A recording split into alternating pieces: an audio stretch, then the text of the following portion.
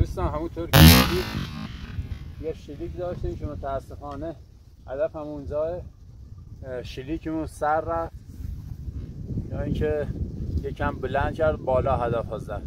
الان ما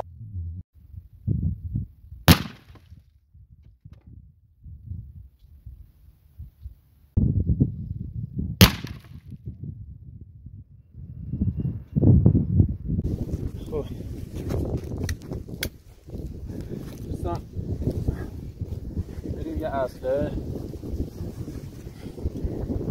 روسی داریم سر میره بلند میزنه هدف ها، بریم امتحان کنیم ببینیم دوباره چجوری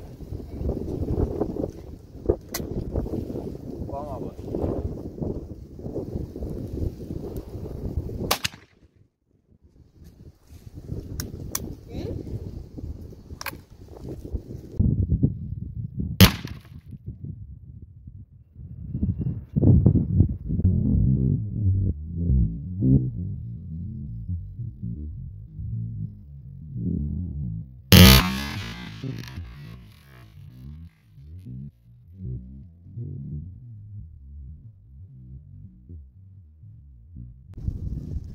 دوستان همونطور که دیدید یه شلیک داشتیم که متاسفانه هدف اونجا شلیکمون سر رفت یا اینکه یکم بلند کرد بالا هدف ها زد.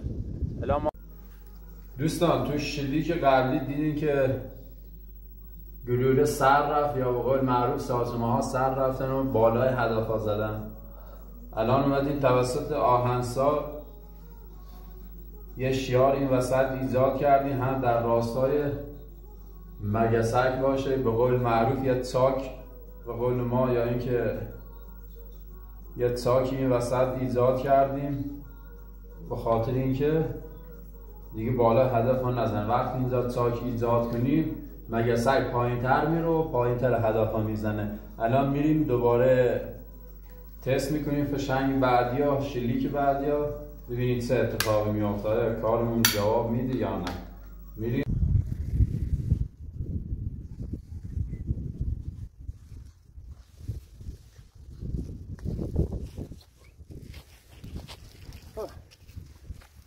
بریم شلیک انجام بدیم ببینید چی میشه. داخل تاثیر ها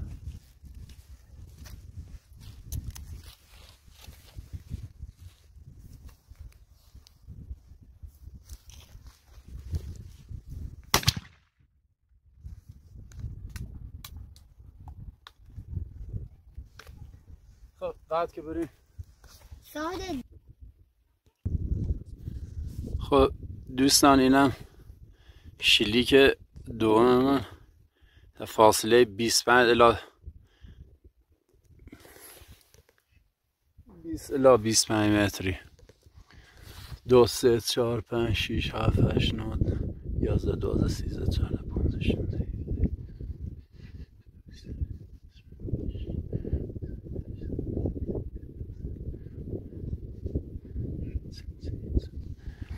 42 تا 43 تا 44 تا ساعتمه خورد به هدف. این که خیلی اتفاق خوبیه.